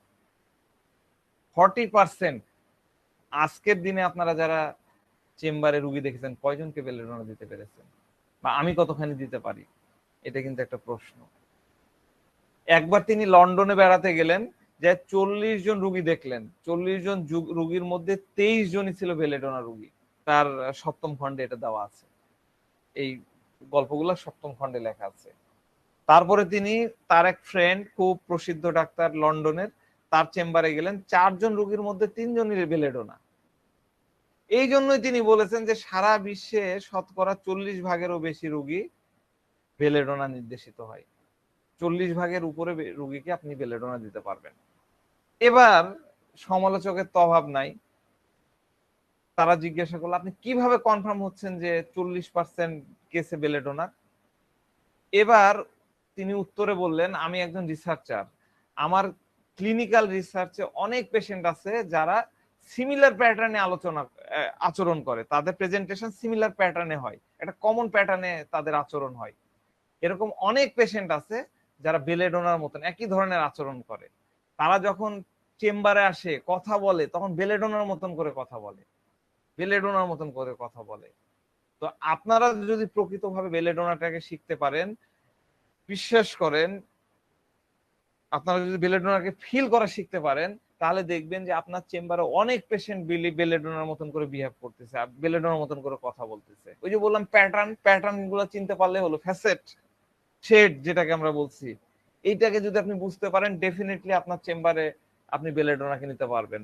আজকের এই ক্লাসটা, আমাদের এই মাসের এই ক্লাসগুলো খুবই ইম্পর্টেন্ট। এই কারণে ইম্পর্টেন্ট, ডক্টর এমএল সেগালের বইয়ে লেখা আছে যে আমার কাছে যারা শিখতে আসতো তাদেরকে আমি প্রথমে বেলেডোনা শেখাতাম, কারণ বেলেডোনা শেখালে অ্যাটলিস্ট তার চেম্বারে তো 40% রুগী ভালো হবে। আমাদের অনেক বদ্ধা আছে, আমি নাম নিচ্ছি না, আমি জানি, তাদেরকে জিজ্ঞাসা করেছি, তারা সেগালের ফার্স্ট লেভেলের ফলোয়ার, তাদেরকে জিজ্ঞাসা করেছে যে আপনার সাকসেস রেট কেমন, তো বলে যে 17% বা 20%। কেন? সেটা অন্য প্রেক্ষাপট, কারণ তার চেম্বারে যায় ওই ক্যান্সার, মানে যেটা নাই, অন্যরা কেউ পারলো না তখন যাচ্ছে। কিন্তু যদি সেগালের কথা, তার রিসার্চ যদি ঠিক থাকে, তাহলে 40% সাকসেস রেট হওয়া উচিত ছিল, কারণ চেম্বারে তো 40% আপনার বেলেডোনা পেশেন্ট, তাই না? খুব সিম্পল হিসাব। তো যাক, আমরা বেলেডোনাকে খুব গভীরভাবে চেনার চেষ্টা করব, খুব ডিপ লেভেলে বোঝার চেষ্টা করব। তো আমি বরাবরই যে জিনিসটা পছন্দ করি পড়াতে, একটা এই প্যাটার্নটা আমার ভালো লাগতেছে ইদানিং, আপনারাও মনে হয় এটা খুব মজা পান। তার আগে একটু বেলেডোনার গাছটা একটু দেখাইনি, নাহলে মানে শান্তি পাচ্ছি না।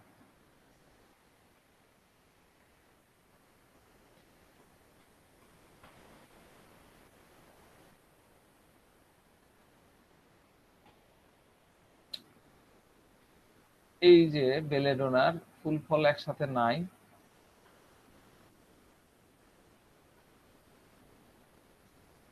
দেখেন এটা হচ্ছে বেলেডোনার ফুল, আমি যেটা বড় করেছি, ঠিক আছে, ক্লিক করলে বড় হয়ে যায়। এই পাশে বড় যেটা আছে, আর ফলগুলা দেখেন খুব লুক্রেটিভ। আমি প্রথমেই বললাম, ছোট বাচ্চারা এবং এমনকি বড়রাও এই জিনিসগুলো দেখে পছন্দ করে, খুব সুন্দর হয়ে থাকে, ঠিক আছে। তো এখান থেকে আমরা বেসিক্যালি বেলেডোনাকে চিনবো, ডক্ট্রিন অফ সিগনেচারটাকে বোঝার চেষ্টা করবো। ডক্ট্রিন অফ সিগনেচার কি? একদম নতুনদের জন্য, পুরনোরা একটু হেল্প করেন, ডক্ট্রিন অফ সিগনেচার কাকে বলে, আমাদের কি দরকার? সোর্সের ম্যাটেরিয়ালের সাথে যে লক্ষণগুলো মিলে যায় আচ্ছা, ওগুলোকেই বলে ডক্ট্রিন অফ সিগনেচার। হ্যাঁ, সোর্সের আচরণ, সোর্সের দেখতে যে কেমন, সোর্সের বিভিন্ন ধরনের অ্যাট্রিবিউটস, বৈশিষ্ট্য, এটা আমরা পেশেন্টের মধ্যে পাই, এটা আমরা মিলাই, সেটা হলো ডক্ট্রিন অফ সিগনেচার। তো অনেকগুলো ডক্ট্রিনের মধ্যে আমি দেখি 3-4টা আলোচনা করব।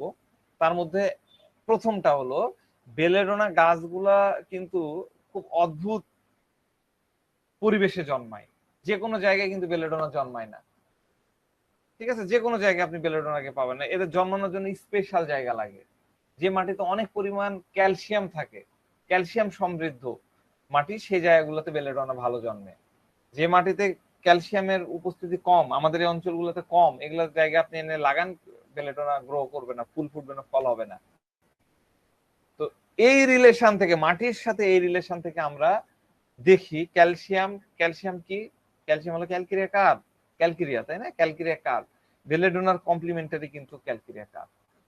আমরা যদিও এইভাবে কমপ্লিমেন্টারি আমরা আমাদের সিস্টেমে নিই না, কিন্তু ক্লাসিক্যালি আমরা যখন প্র্যাকটিস করতে যাই তখন কিন্তু আমরা দেখি কমপ্লিমেন্টারি। আমরা কমপ্লিমেন্টারি কখন ইয়ে করি, যে দেখা যাচ্ছে বেলেডোনা অ্যাকুইট কন্ডিশনে কাজ করছে, আবার একটু ইয়ে হয়ে গেলে কাজ করতেছে না, কমপ্লেন ফিরে আসতেছে, লম্বা সময় ধরে চলছে, তখন আমরা ক্যালকেরিয়া কার্বের কথা ভাবি, ক্যালকেরিয়া কার্বের দিকে যাই।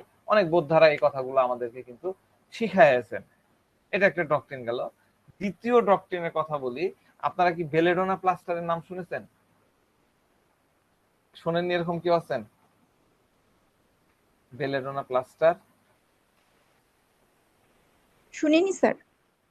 শোনেননি? আচ্ছা, যাদের একটু বয়স বেশি তাদের জানা উচিত ছিল। দেখেন বেলেডোনা প্লাস্টারটা এইরকম।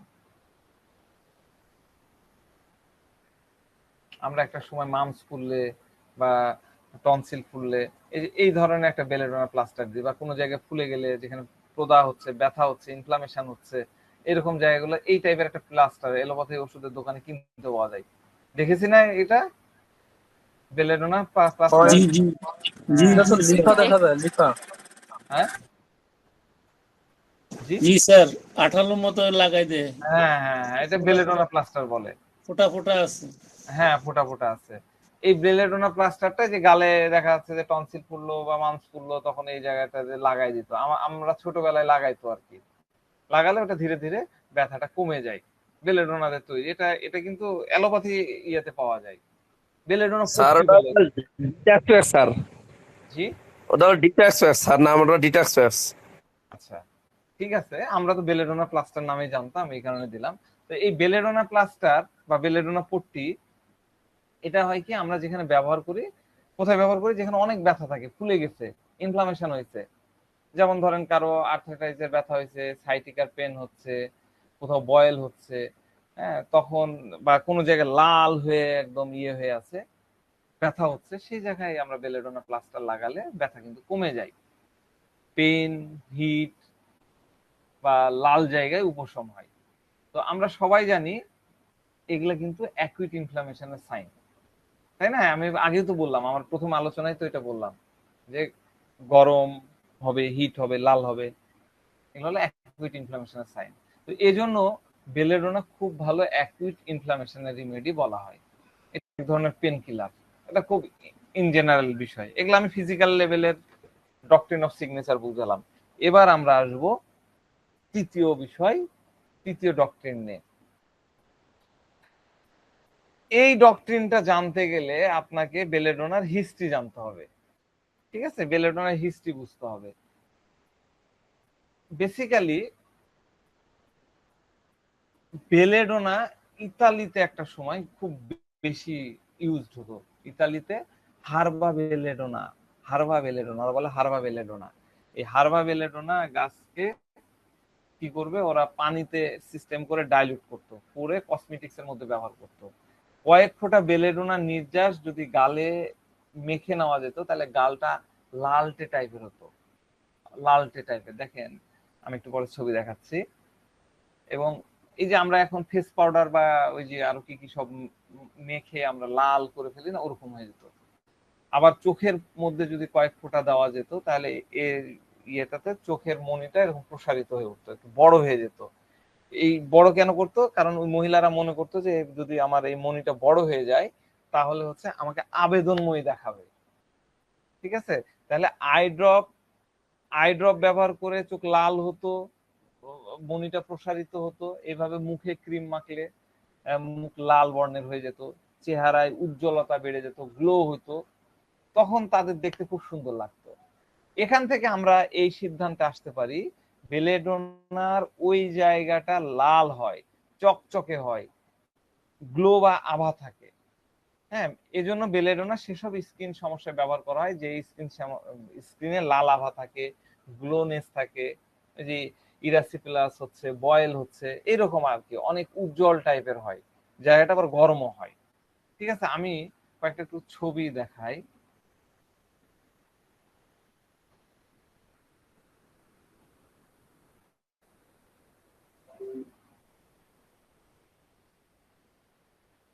চেহারাগুলা খেয়াল করেন, জ্যাকুলিন ফার্নান্দেজ বা ঐশ্বরিয়া রায়, হ্যাঁ, বা মনিকা বাউচ, এদের ইয়েগুলা খেয়াল করে দেখেন, চেহারার গ্লোরি, ফেসটা একটু মনে রাখেন, ফেসটা দেখানোর উদ্দেশ্য হচ্ছে আমার পরের আলোচনা লাগবে।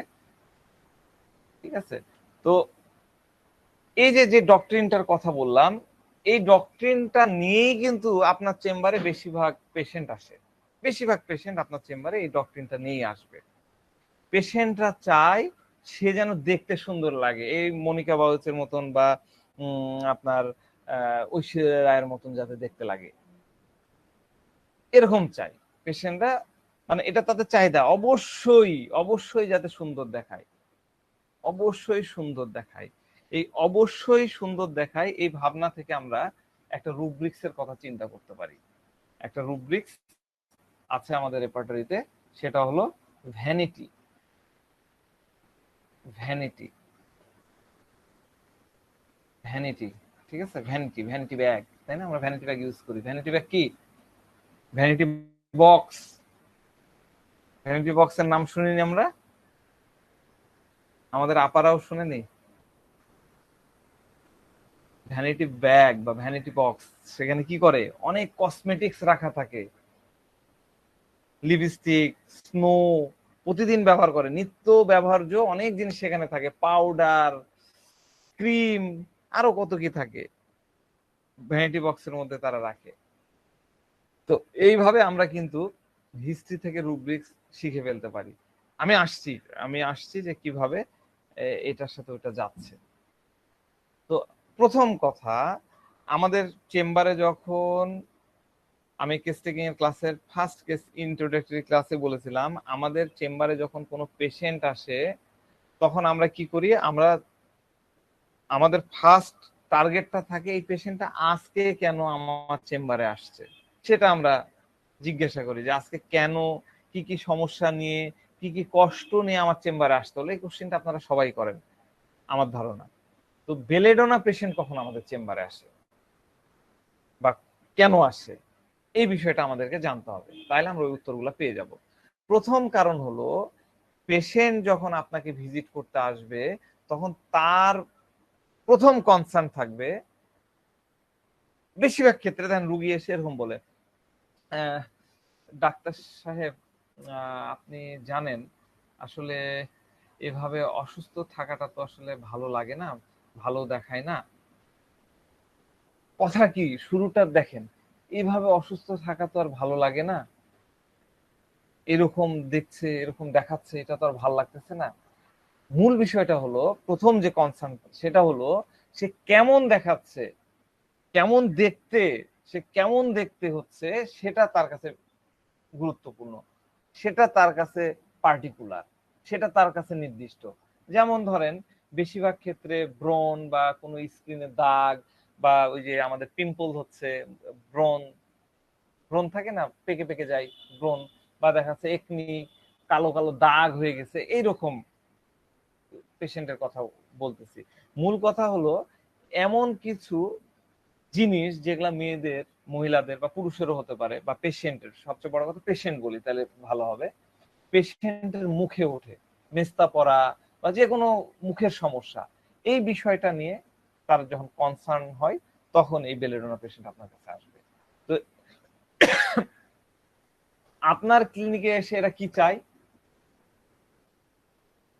আপনার ক্লিনিকে এসে এরা কি বলবে, কি চাইবে? আমরা এরকম অনেক কেস পাই যারা মূলত তাদের প্রবলেম নিয়ে অতটা কনসার্ন থাকে না। এই কিছুদিন আগের একটা কেসের কথা বলি, ছোট করে বলি তাহলে বুঝতে সুবিধা হবে। সেটা এসে বলতেছে, ডাক্তার সাহেব দেখেন তো আমার এইখানে এইখানে একটু দাগ হয়েছে, হ্যাঁ, তো আপনি দেখলাম কি ব্যাপার, হ্যাঁ দাগ ঠিক আছে, তো কি হয়েছে এটা নিয়ে?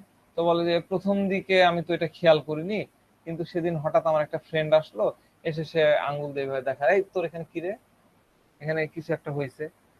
তো ওই বলার পরে আমি সাথে সাথে ওয়াশরুমে গেলাম, যে আয়নায় যাই দেখতেছি, আচ্ছা আচ্ছা, এটা তো একটা দাগ, একটা দাগের মতো হয়েছে। তো তারপরে আমি ভাবলাম কি ব্যাপার, এটা এতদিন ধরে আছে, তো আর হঠাৎ করে আজকে হয়নি, আমি এটা দেখতে পেলাম না কেন? আমি তো প্রতিদিন ব্রাশ করি, মুখে পানি দিই, ফেস ওয়াশ করি, আমি প্রতিদিন মুখ ধুই, বেলেডোনা পেশেন্ট তো প্রতিদিন মুখ ধুই, কিন্তু আমি তো দেখতে পাইনি। আবার ডাক্তার সাহেব এমন হতে পারে আমি হয়তো এটা দেখেছি কিন্তু আমার মাইন্ডে বা আমার মাথায় আসেনি, আমি সেটাকে ইগনোর করেছি, আসলে দাগটা তো অতটা প্রমিনেন্ট হয়নি। এবার দেখেন, আমার বন্ধু যখন দেখায় এখানে একটা দাগ আছে, এখানে একটা দাগ হয়েছে, তখন আমার মাথায় কাজ করলো। খুব ভালোভাবে পেশেন্টটাকে বোঝার চেষ্টা করেন, দাগটা কিন্তু একদিনের না, আগেই ছিল। প্রতিদিন ফেস ওয়াশ মাখে, আবার মুখ ধোয়, আয়নাতে দেখে টিপে টুপে, কিন্তু দাগটা তার চোখে আসেনি। ফ্রেন্ড যখন বললো যে এটা কি রে, তখনই তার মাথায় আসলো। এর মানে কি, এই বিষয়টার মানে কি? এর মানে হলো এই দাগটা এখন পাবলিকলি ভিজিবল হয়েছে, পাবলিক এটা দেখতে পাচ্ছে, এটা আমার দাগ। এখন আমার ফেসটা আর অত সুন্দর দেখা যায়, দাগ আছে মানে কি, দাগি হয়ে গেছে, দাগ মানে কি ফেসটা অত সুন্দর দেখাচ্ছে না, একটা খুঁত চলে আসছে। খুব ভালো করে ছোট্ট একটা কথা থেকে দেখেন আমরা কিভাবে পেশেন্টের মধ্যে ঢুকতে পারি। তাহলে এটা হলো এক ধরনের কন্ডিশন, যার মধ্যে একজন পেশেন্ট, যার কারণে একজন পেশেন্ট আপনার কাছে আসছে, একজন হোমিওপ্যাথের কাছে আসছে। সে কিন্তু তার প্রবলেমের জন্য আসেনি, প্রবলেম যদি থাকতো তাহলে বান্ধবী বলার আগে, বন্ধু বলার আগে আসতো। সে আসছে তার চেহারাটাতে একটু দাগ হয়ে গেছে, চেহারাটা এখন আগের মতো সুন্দর দেখাচ্ছে না, অথবা এমন অন্য অন্য কিছু হতে পারে যেটা এখন প্রমিনেন্ট হয়ে গেছে। এই প্রমিনেন্ট হয়ে গেছে বলে পেশেন্টটা আপনার চেম্বারে আসছে, এই প্রমিনেন্ট বিষয়টাই চেম্বারটাকে পেশেন্টটাকে আপনার চেম্বারে নিয়ে আসছে। তো যখন কোনো পেশেন্ট, ভালো করে এই বিষয়গুলো দেখেন, কারণ এগুলো অনেক এই টাইপের পেশেন্ট আমরা পাই, আমরা ন্যাকটামিউরোমুখ অনেক কিছু চিন্তা করি, কিন্তু আমরা বেলেডোনা নিয়ে বুঝবো, পরে আমরা ওগুলো নিয়ে পার্থক্য করবো, আগে বেলেডোনাটাকে বুঝি। তো যখন কোনো পেশেন্ট আপনার চেম্বারে এসে ফেস নিয়ে কথা বলবে, যে ডাক্তার সাহেব আমার চেহারাটা না দেখতে, আমার চেহারা এমনি সুন্দর, হ্যাঁ, তাহলে আপনি বলবেন যে আপনি তাহলে কেন আসছেন, সুন্দর তো। তো বলে যে আজকে আমি আপনার চেম্বারে আসছি কারণ এই যে আমার এখানে একটা দাগ হয়েছে, বা এই যে দেখছেন না আমার এখানে একটা পিম্পল উঠছে, বা এই যে একনি, এই যে একনি। আচ্ছা, পিম্পল আর একনির মধ্যে পার্থক্যটা কি, এটা একটু বলেন দেখি, তাহলে আগে বাড়াতে সুবিধা হবে। কোনটাকে আমরা পিম্পল বলি আর কোনটাকে একনি বলি?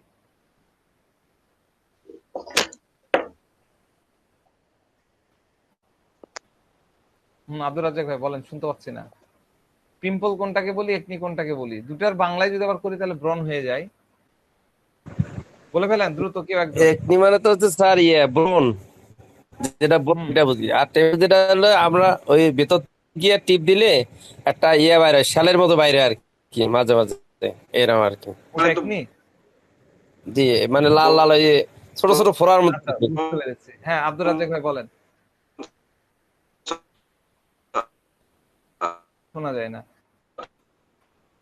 রাজ্জাক ভাই, শোনা যায় না। আর কেউ একজন বলেন দেখি, পিম্পল কি, একনি কি? কাশ্মীর আপা বলেন। নাই নাকি? এবং এটা ছোট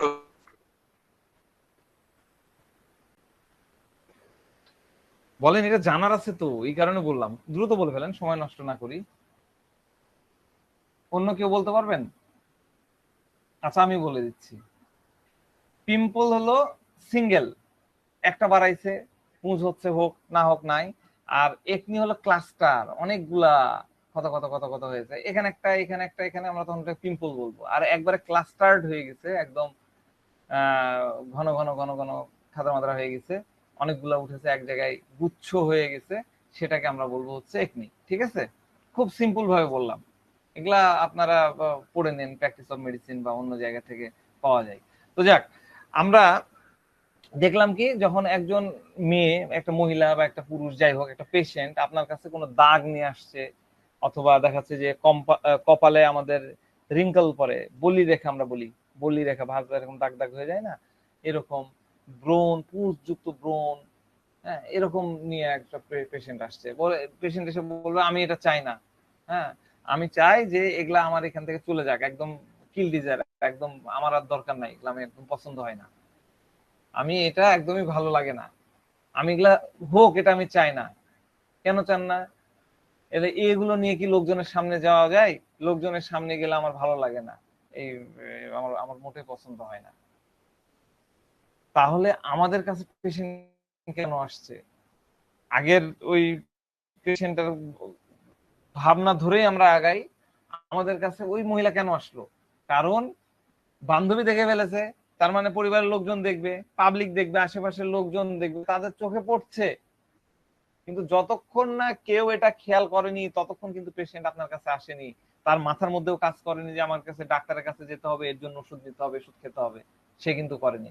কিন্তু যখন তার পাশের কেউ, তার বন্ধু বান্ধব, তার পরিবারের কেউ যখন তাকে মার্ক করে দিল, আঙ্গুল দিয়ে দেখাই দিল, আরে তোমার মুখে তো দাগ, তোমাকে দেখতে অতটা ভালো লাগতেছে না, তখন কিন্তু পেশেন্ট আপনার কাছে আসলো। তাহলে প্রথম রুব্রিক্সটা হলো ভ্যানিটি। প্রথম রুব্রিক্সটা হলো আপনার এই টাইপের পেশেন্ট প্রথম আপনার কাছে আসার প্রথম রুব্রিক্সটা হলো ভ্যানিটি। ঠিক আছে, এরপরে দ্বিতীয় যে রুব্রিক্সটা, যে কারণে পেশেন্ট আপনার কাছে আসে, সেটা হলো delusion glittering object. Delusion glittering object, object were glittering and too bright. Glittering object were glittering and too bright. এটা কি? গ্লিটারিং মানে কি? All the glitter is not gold, ছোটবেলা থেকে আমরা পড়েছি। গ্লিটারিং মানে কি? গ্লিটারিং কাকে বলি?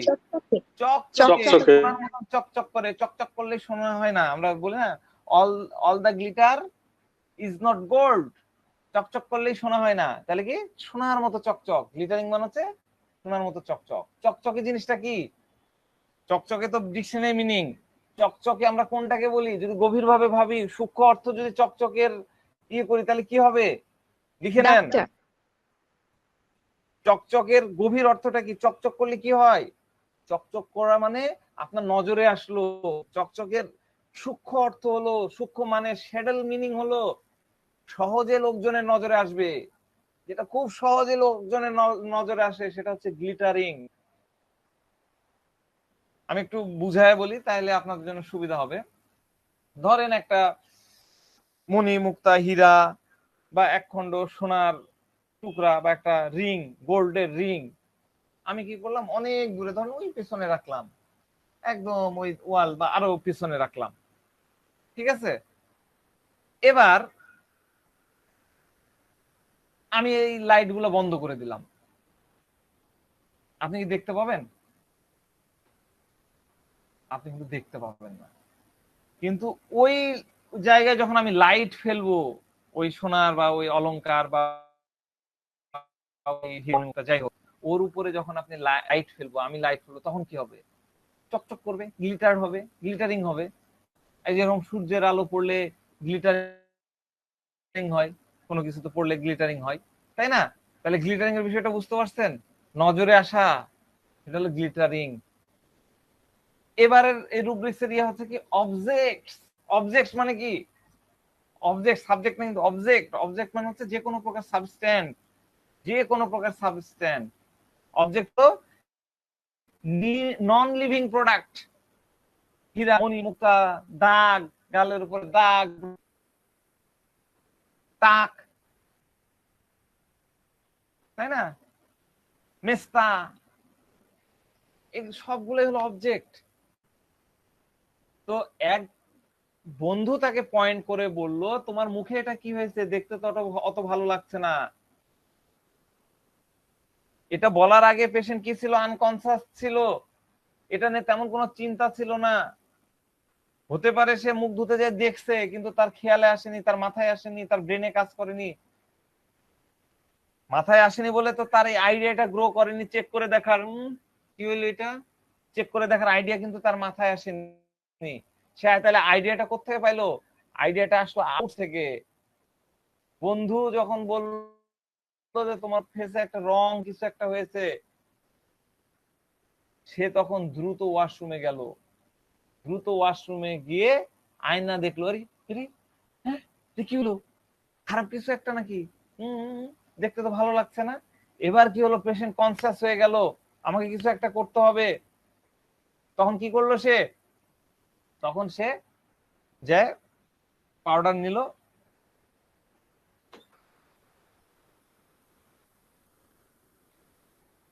মাখলো।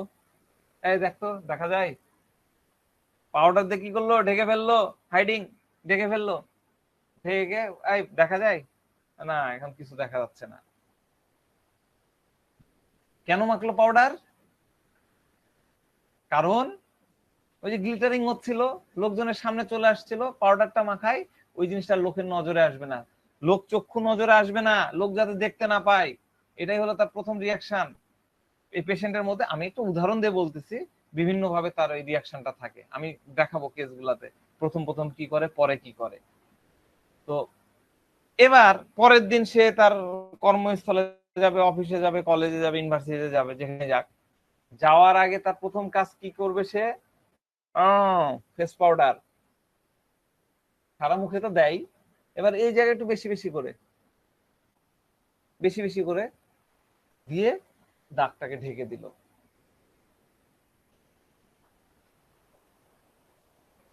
কেন ঢাকলো? কেন ঢাকলো? ঢাকার দরকারটা কি ছিল? দাগ তো তারই, অল্প একটু দাগ, ও মানুষের তার চোখে এতদিন পরে অন্য চোখে কি করে পড়বে? এটাই হলো পেশেন্টের ব্যাড থিঙ্কিং। এই ব্যাড থিঙ্কিংটা হলো যে অন্যের সামনে ভিজিবল হচ্ছে, অন্যের সামনে ভিজিবল হচ্ছে, এজন্য সে কি করছে, এটাকে বেটার করতে চাচ্ছে। ফেস পাউডার এটা ভিজিবল ছিল না ততক্ষণ, কিন্তু মেডিসিনের প্রয়োজন হয়নি, ওই ফেস পাউডারের প্রয়োজন হয়নি, এক্সট্রা করে কেয়ারের প্রয়োজন হয়নি। যখন বান্ধবীর দ্বারা তার মাথার মধ্যে ভিজিবল করে দিল, তখন তার ফেস পাউডারের প্রয়োজন হলো, তখন তার প্রয়োজন হলো আপনার কাছে আসার, তখন তার প্রয়োজন হলো মেডিসিন নেওয়ার। এটাই হলো এই টাইপের পেশেন্টের মেন্টালিটি, বেডোনার মেন্টালিটি। তাহলে তারা কোনো প্রবলেম নিয়ে ডাক্তারের কাছে আসে না, নিজের কোনো প্রবলেম নিয়ে আসে না, কিন্তু যখন সেটা অন্য খারাপ বলবে, তখন সে ডাক্তারের কাছে যাবে। অন্যের চোখে যখন ধরা পড়বে, তো খারাপ দেখাচ্ছে, এটা তো খারাপ কিছু একটা হচ্ছে, কিছু হতে পারে, এবার সে ডাক্তারের কাছে আসবে। তাহলে এবার বুঝলেন যে বেলেডোনা পেশেন্ট কখন আপনার কাছে আসে, আপনার চেম্বারে কখন আসে? ম্যানিপুলেট করার পরে আসে। আচ্ছা, ম্যানিপুলেট না,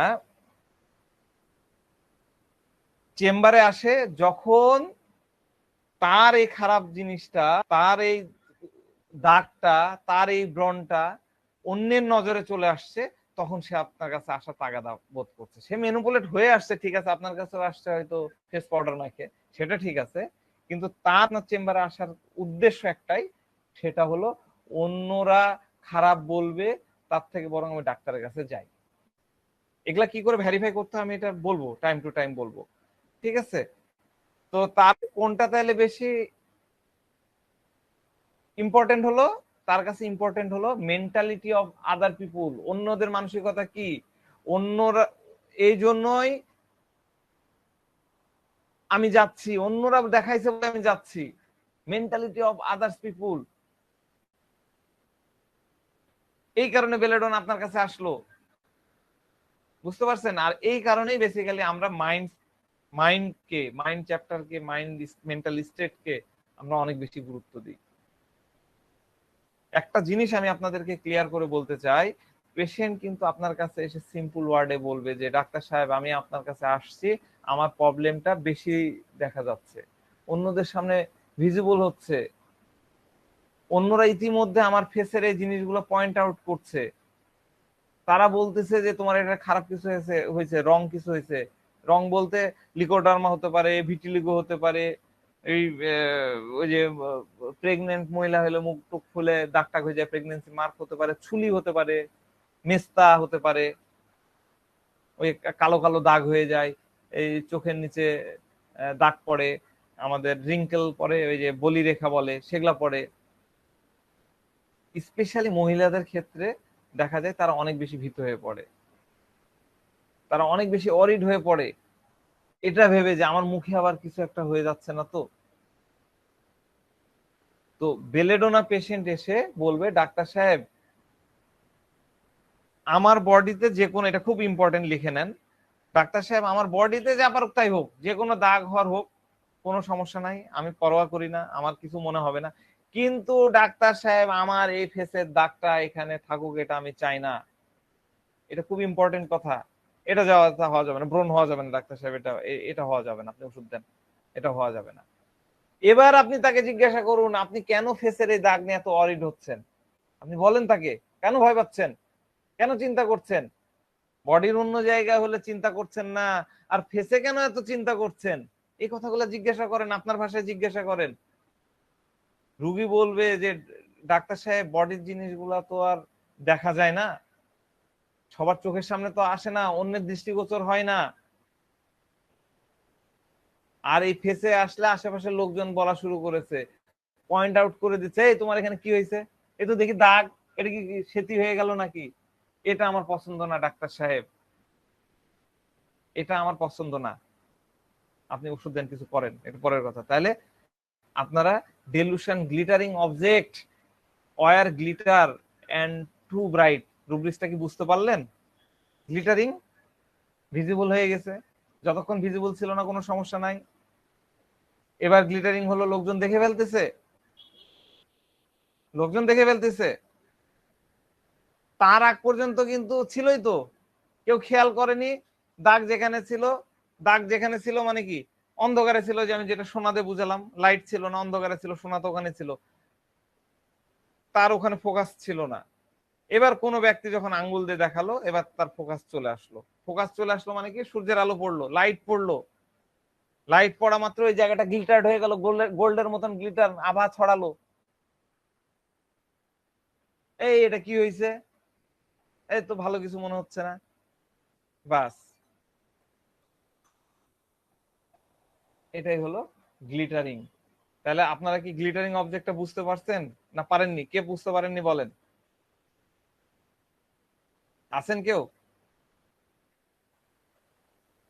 আমার মনে হয় সবাই বুঝতে পারছেন। গ্লিটারিং অবজেক্ট বোঝা গেছে স্যার, এবার বুঝতে পারছি। বুঝতে পেরেছেন না?